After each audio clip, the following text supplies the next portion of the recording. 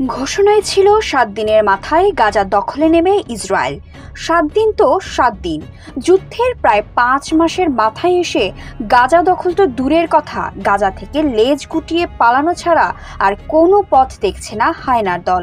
এমনিতেই হালে পানি পাচ্ছিল না ইসরায়েল, তার মধ্যেই পৃথিবীকে সাক্ষী রেখে ইসরায়েলের হাত ছেড়ে দিয়েছে খোদ যুক্তরাষ্ট্র। এক প্রকার ঘাড় ধরে ঘর থেকে বের করে দেয়া যাকে বলে। অভিভাবক হারিয়ে এতিম ইসরায়েলের যখন ছেড়ে দে মা কেঁদে বাঁচি অবস্থা, ঠিক তখন তুরস্ক থেকে খবর এলো এরদোয়ান ঘোষণা দিয়েছেন নেতানিয়াহুকে আল্লাহর কাছে পাঠিয়ে দেয়া হবে। খেলা এবার জমে ক্ষীর।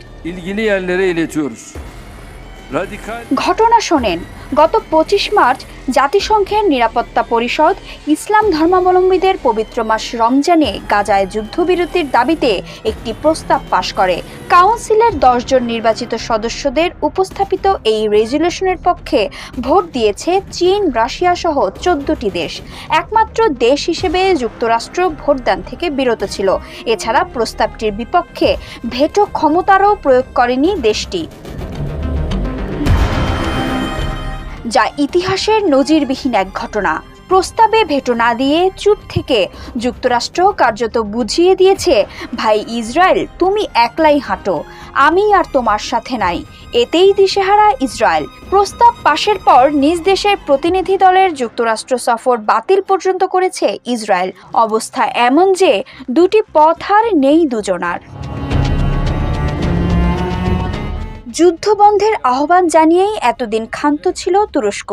এখন নেতানিয়াহুকে সরাসরি আল্লাহর কাছে পাঠিয়ে দেওয়ার হুমকি দিয়ে এরদোয়ান স্পষ্টভাবে বুঝিয়ে দিল, ফিলিস্তিনের জন্য শুধু মুখে নয়, এবার ব্যবস্থা নেওয়া হবে হাতে। আল্লাহর কাছে তো কাউকে জীবিত পাঠানো সম্ভব নয়, অর্থাৎ নেতানিয়াহুকে সরাসরি হত্যার হুমকি এলো তুরস্কের পক্ষ থেকে।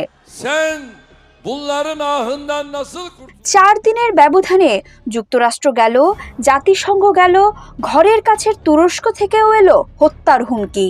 যুদ্ধের মাঠে হামাসের সাথে মাঠে ঘাটে মার খাচ্ছে ইসরায়েলি সেনারা।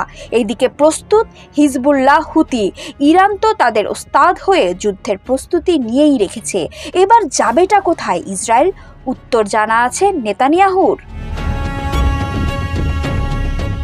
এদিকে ফিলিস্তিনকে স্বাধীন রাষ্ট্র হিসেবে স্বীকৃতি দিতে সম্মত হয়েছে স্পেন সহ ইউরোপের ৪টি দেশ।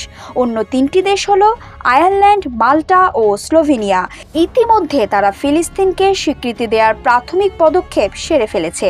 সারা বিশ্বের সমর্থন তো আছেই, এখন একের পর এক দেশ সরাসরি স্বীকৃতি দিতে এগিয়ে আসছে। অন্যদিকে মাথা নষ্ট হচ্ছে ইসরায়েলের। ইসরায়েলের আর উপায় নেই বলতে নেই। একটা দেশ যত শক্তিশালী হোক না কেন, এক ঘর থেকে সে কিছু করতে পারে না, সে পারে শুধু পাগলামি করতে। ইসরায়েলও পাগলের মতো আচরণ করছে, কিন্তু আর নয়।